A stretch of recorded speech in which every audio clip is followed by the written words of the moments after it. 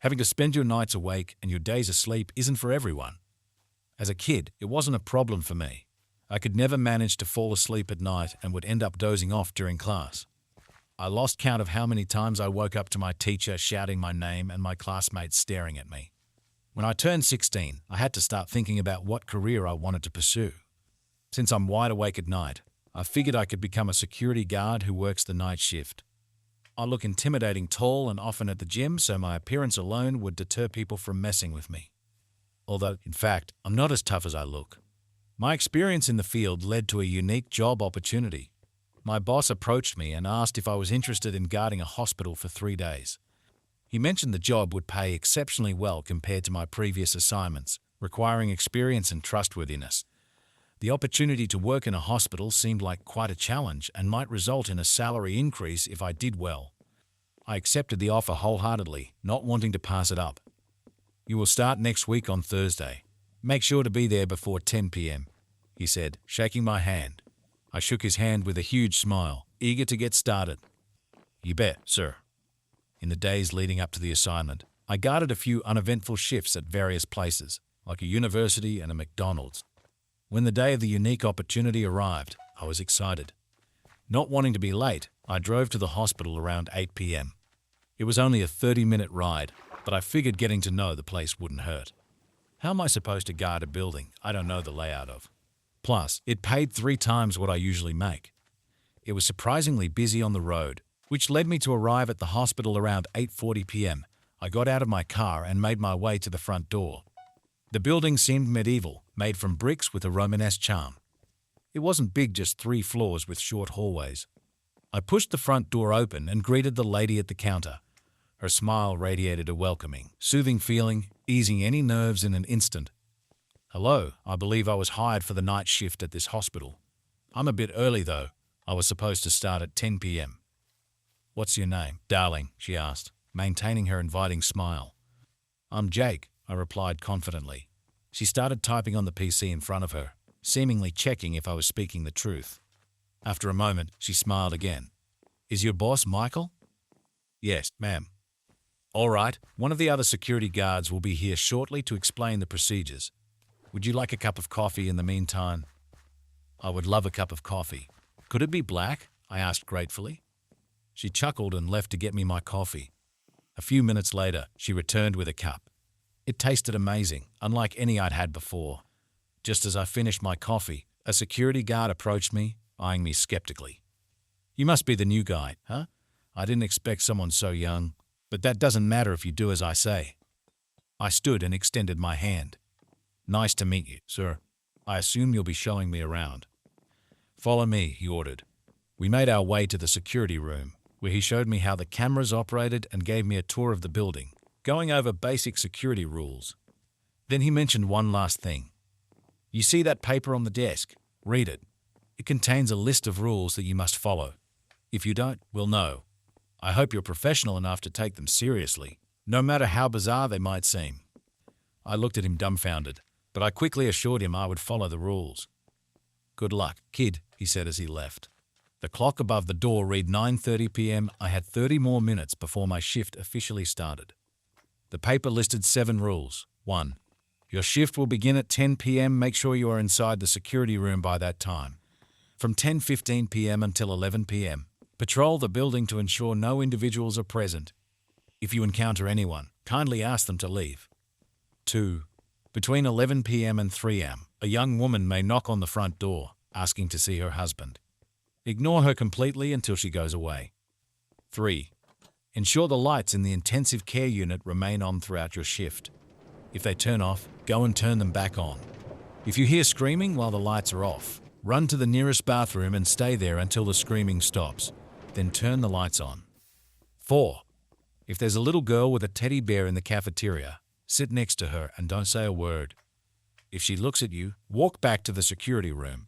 If she speaks to you, talk back until she leaves. 5. Around 1 a.m., check on the patients in the general ward.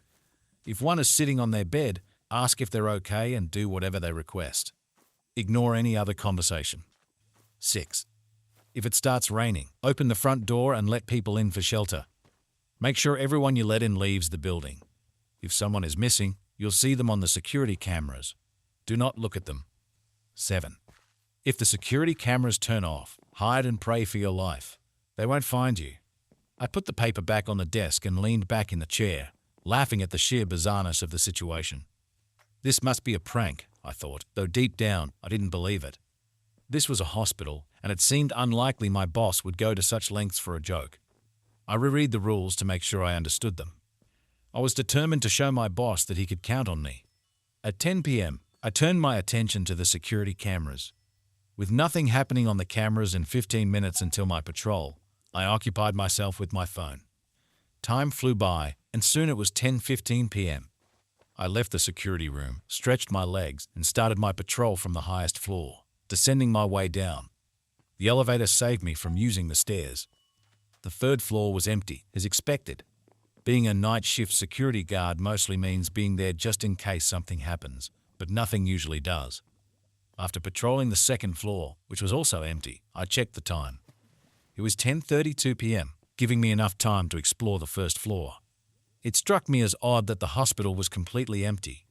I expected a hospital to always have doctors and patients, but every room I checked was vacant. Despite the eeriness, I continued to the first floor, which housed the intensive care unit, security room, front door, and cafeteria. As I made my way through the IQ, I was surprised to see an old man standing in one of the rooms.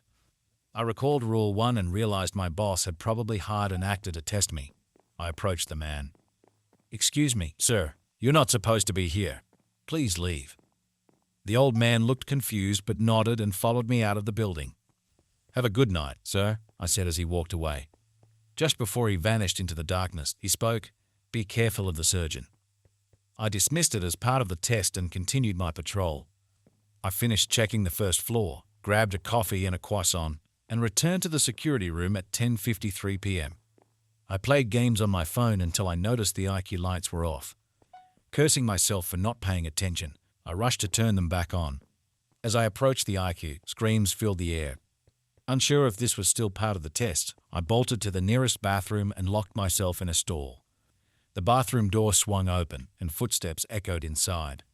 The person started whispering a song, knocking on each stall door. When they knocked on mine, I froze. "Is anyone there?" they asked with a deranged tone. "Open up, don't be shy." My heart pounded as I held my breath.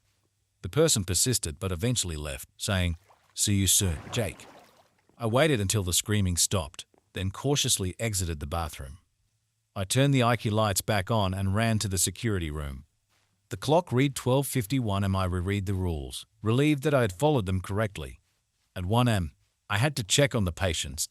Reluctantly, I made my way to the second floor. The excessive coughing from one room drew me closer. I checked each room. All were empty except for the last one.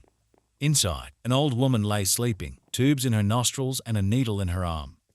I stepped into the last room, where the coughing was coming from. An old man sat on the bed, struggling to speak. "Wa-ti-e-ah," he muttered. I ran to the cafeteria, got a cup of water, and returned to him. He drank it quickly, then collapsed on his bed, finally able to breathe.